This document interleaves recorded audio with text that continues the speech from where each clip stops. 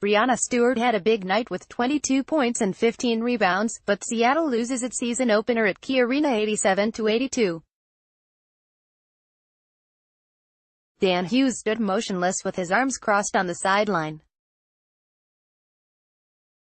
Trailing by 3 points with 9.8 seconds left, the first-year Storm coach drew up a play that began with Seattle's best player Breanna Stewart.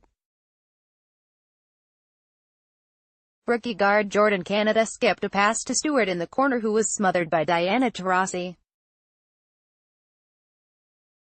Stewart stepped out of bounds after retrieving the ball, which ended the Storm's chance at an upset and sealed Sunday's 87-82 defeat in front of a raucous 8,602 season-opening crowd at Key Arena. "The ball was low," Stewart said. "It was an awkward angle. Obviously they were going to switch the screen. Big feet. That's what I got," Hughes quipped. "I'd like to think she was pushed out of bounds."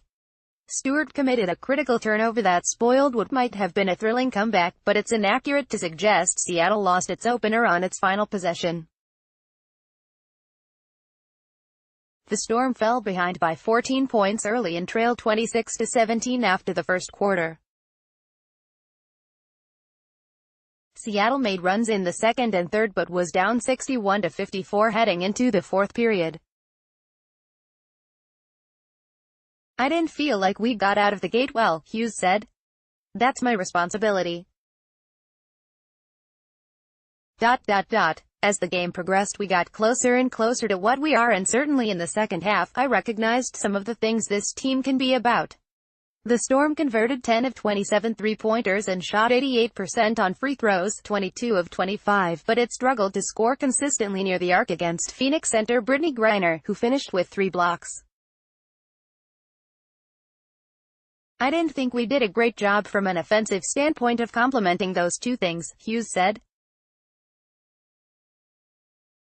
"We had all kinds of things of what I envision with the team, but I felt like we had to evolve into it. I didn't feel like we started with it."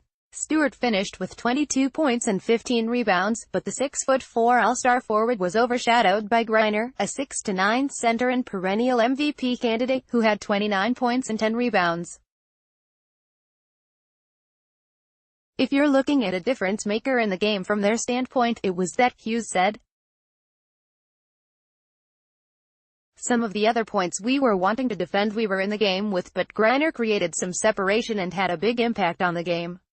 Seattle, 0-1, received 14 points off the bench from newcomer Natasha Howard, while Sue Bird, Jewel Lloyd and Alicia Clark each tallied 10. Canada added 9 points and 4 steals.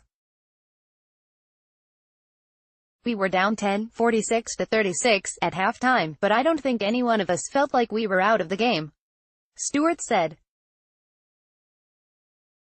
"We knew that we could come back." Lloyd drained a three-pointer that cut Seattle's deficit to 70-68 with 4:48 left, but Taurasi answered with a triple on the ensuing possession. At the other end, Stewart converted a layup and a free throw to pull Seattle to 73-71. On the Storm's next defensive trip, Stewart drew a foul and had a chance to tie, but connected on one of 2 free throws as Seattle trailed 73-72 with 3:43 left. As the crowd rose to its feet, Phoenix regained the momentum with a 7-0 run capped by DeWanna Bonner's layup that gave the Mercury an 80-73 lead. The Storm made one last push with a 6-2 spurt that included a steal and layup by Canada, which pulled Seattle to within 4 points, 82-78 with 1 o'clock left. After a defensive stop, Howard followed with a mid-range jumper and Stewart scored on a layup to narrow Seattle's deficit to 83-82. Taurasi made 2 free throws with 9.8 seconds remaining, setting up one last chance for the Storm, but Seattle never got off a shot. Breon January of Lewis and Clark High in Spokane had 15 points and 6 assists for Phoenix, 2-0, which also received 12 points from Taurasi and Bonner. For us, we're still getting comfortable on developing our identity as a team, said Bird, who had 5 assists. The thing that we're going to hang our head on as a team is still in the works. So for us to battle back and to make it a game where we had a chance, that says a lot about our resilience. We're going to be in a lot of tough games. To win these games, it's understanding what we want to do, when we want to do it, and why we are doing it. When you have a new system and new players, it can take some time. There's nothing wrong with that.